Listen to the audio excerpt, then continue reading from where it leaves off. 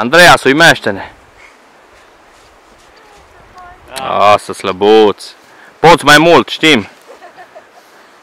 Aia.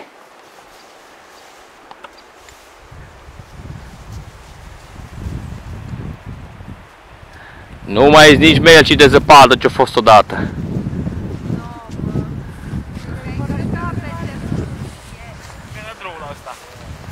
Da, acum încearcă Mimi ceva. Stai numai un pic. Vine, vine, vine, pe cameră, am dat 24 de milioane.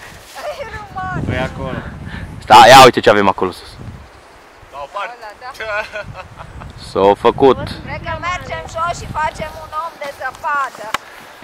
Da, da, și la ducem. Da, mă rog, ne împărțim în două.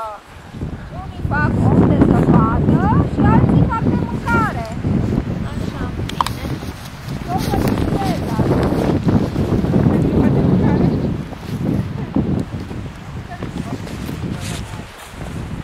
Păi gata.